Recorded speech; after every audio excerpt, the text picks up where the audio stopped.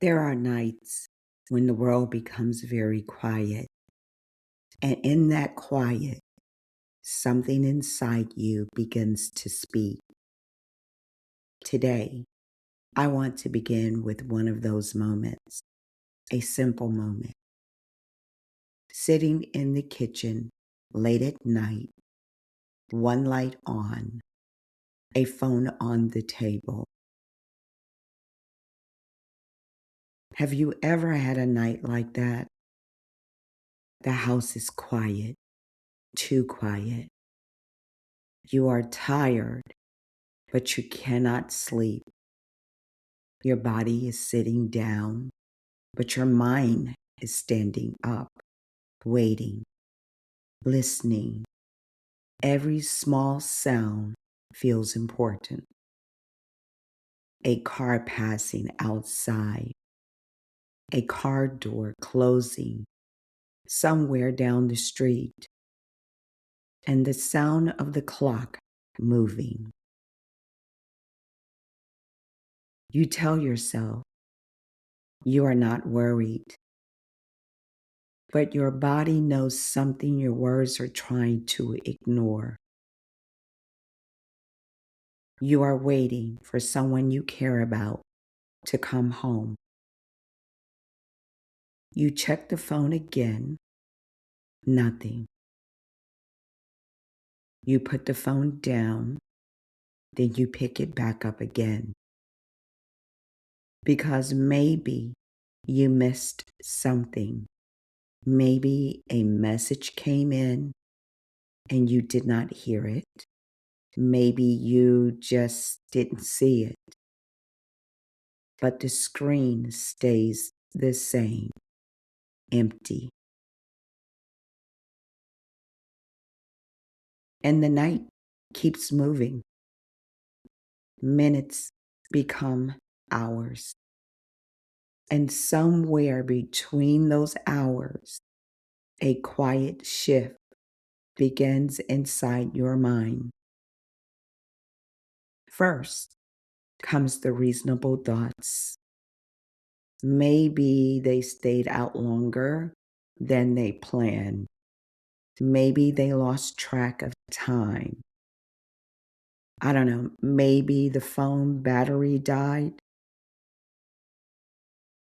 But the longer the night stretches, the further your thoughts travel.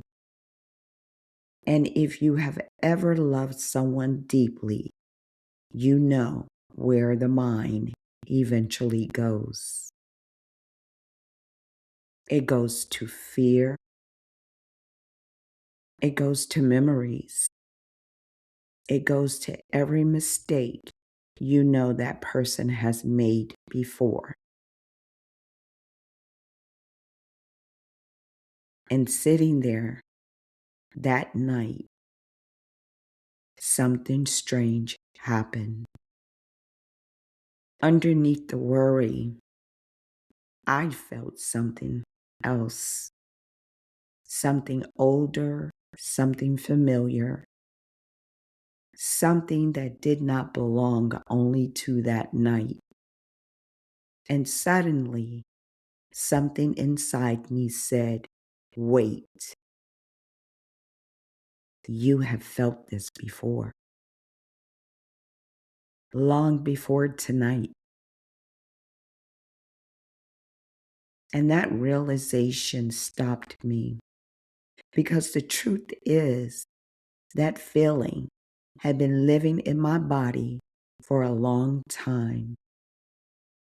Long before that kitchen, long before that phone, long before that night. That feeling began when I was a child. Some children learn very early how to read people, not because anyone teaches them. It happens slowly. They notice faces, they notice the tone, and they notice silence. They notice when words and feelings do not match. When I was young, I could read people's expressions. I could tell when someone's smile wasn't real. I could feel the tension in a room before anyone spoke. Children do not have language for these things, but they feel them. And when a child begins noticing distance from someone who is supposed to care for them, a quiet question begins forming inside. A question not always spoken, but always present. Why does it feel like I don't belong here?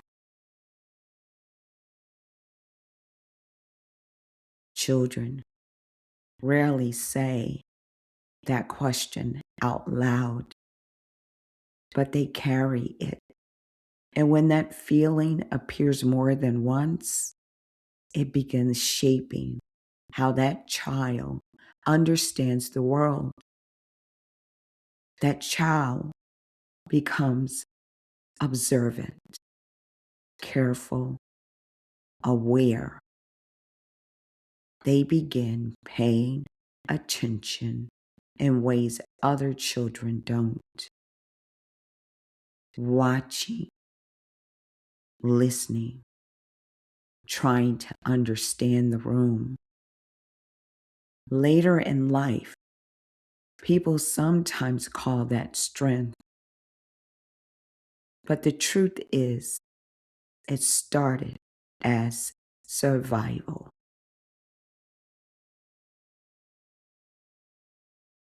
There came a point in my life where I had to begin figuring things out on my own. It was too early, long before I was ready. When life shifts that early, a young person changes. Decisions arrive before guidance does. Situations must be read quickly. The world begins teaching lessons long before anyone explains how it works.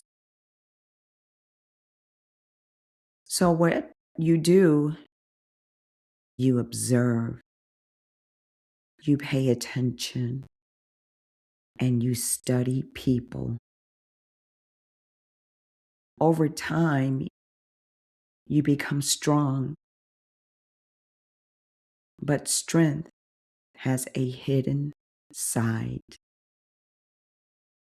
Because when someone grows up not feeling like they belong anywhere, adulthood can become a long attempt to finally find that place. Not always consciously, often quietly. You become generous, supportive, reliable. You become someone people can depend on. But underneath that generosity is often a quiet hope. Maybe here I will finally belong. Maybe here someone will finally understand me. And maybe here things will be different. Because of that hope, people stay in places longer than they should. They overlook behavior that hurts. They excuse things that do not feel right.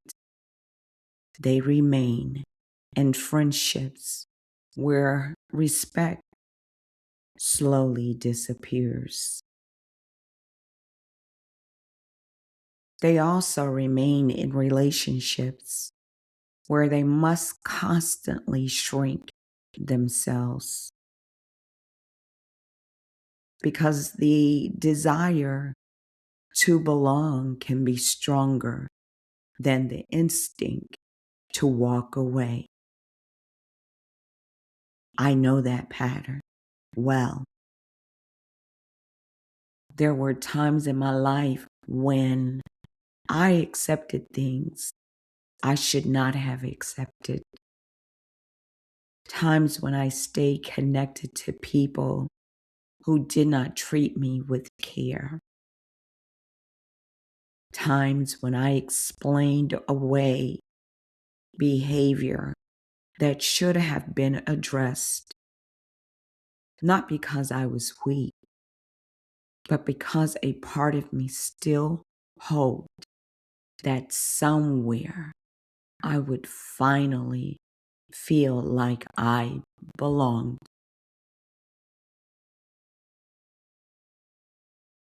But eventually, a moment arrives, a moment when you see the pattern clearly, not through anger and not through blame, but through clarity. And once you see that pattern clearly, you cannot unsee it.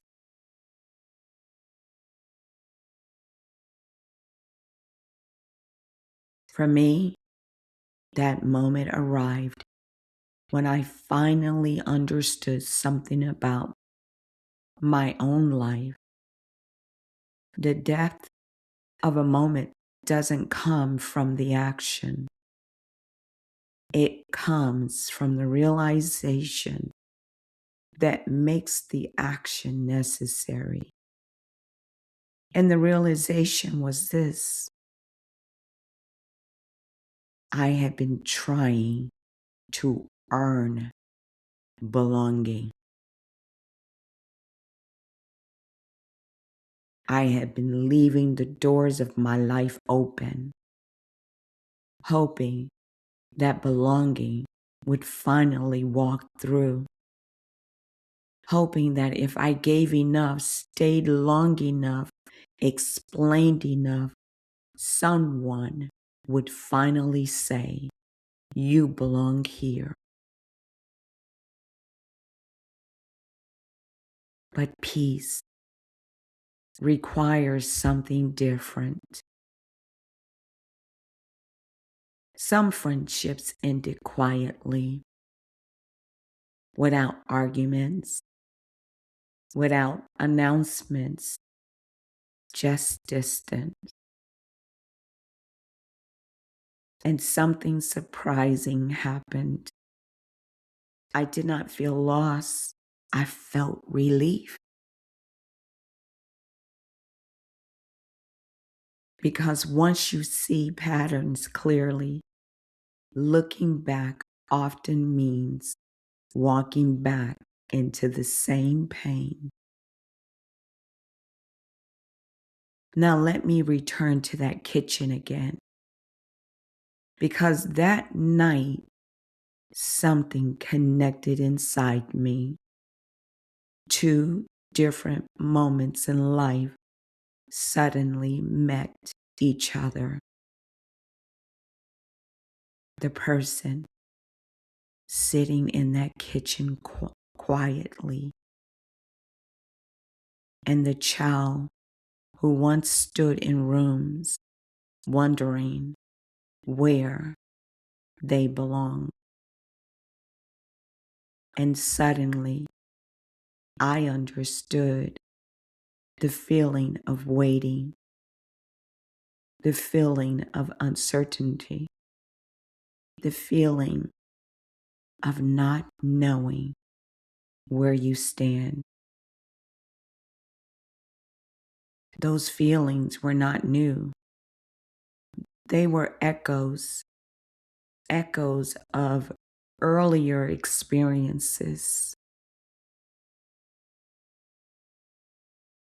And that realization changed something in me because I understood clearly peace must be protected, not negotiated, protected.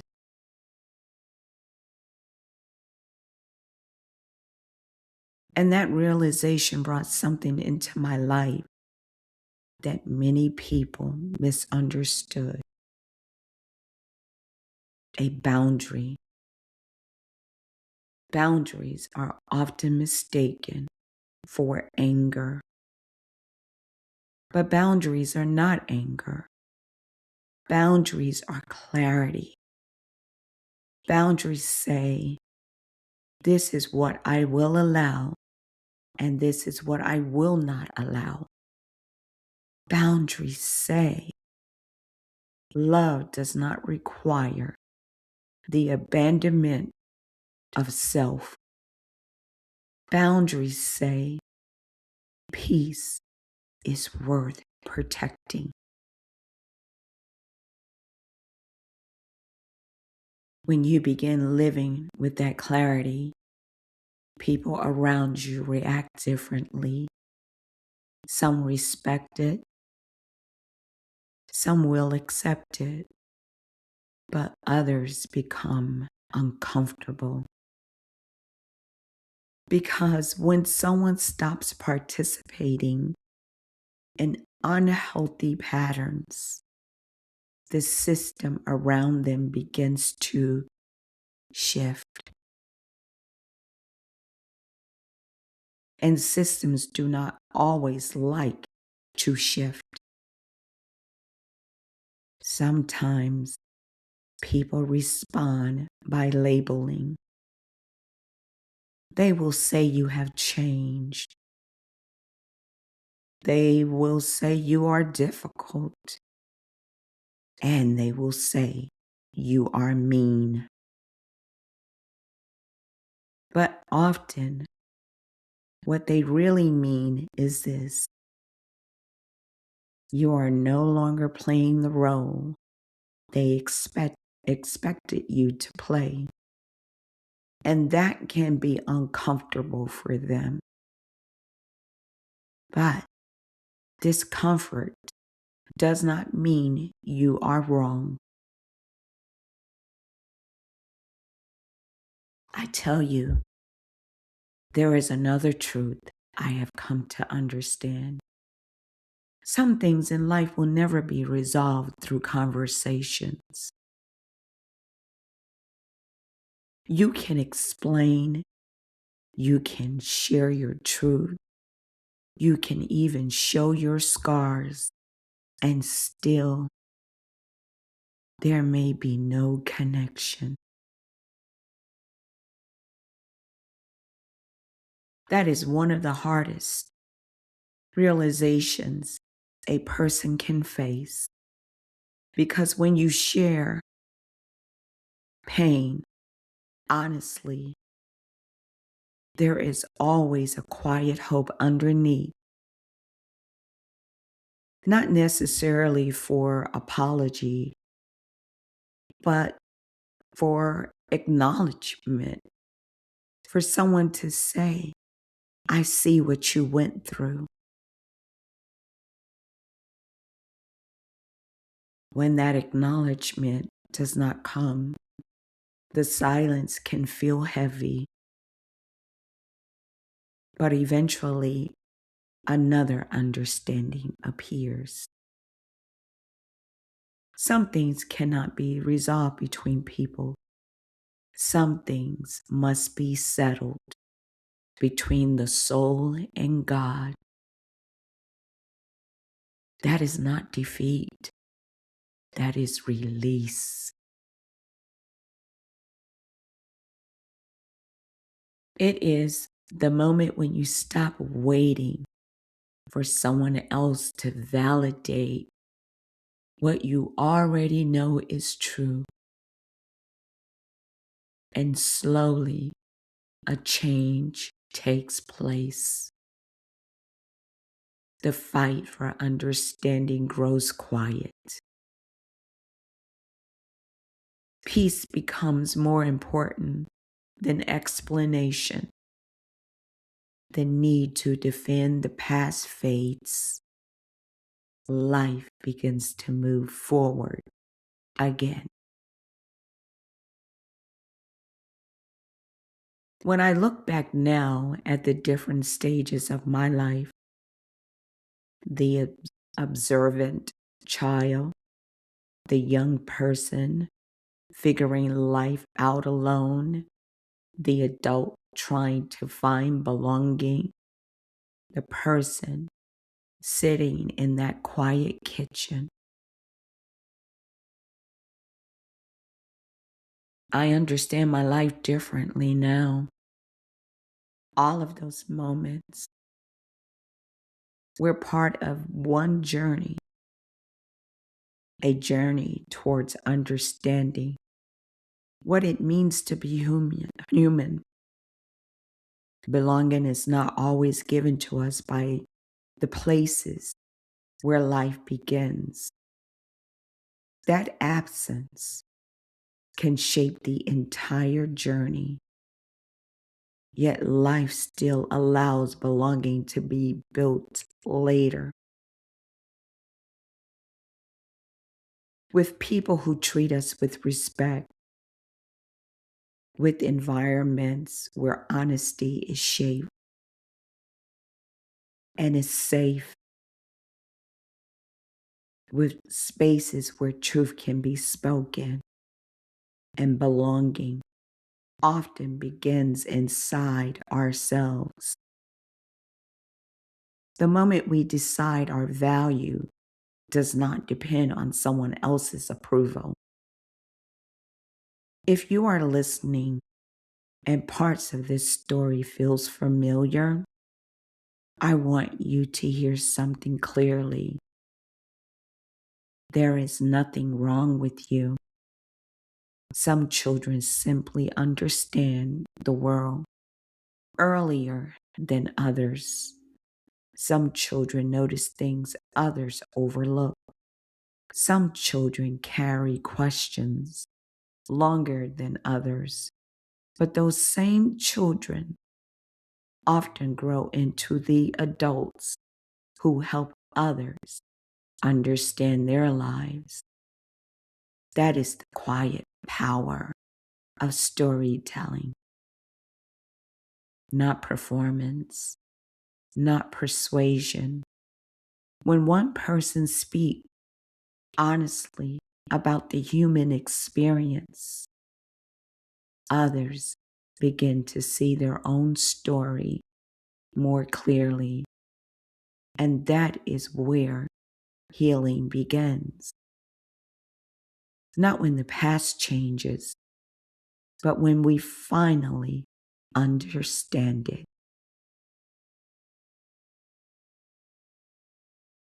Thank you for being here. And I would like to thank all of you across the globe that are listening to my podcast. Thank you so much for being here. This is Butterfly, the Becoming, and the journey of becoming continues.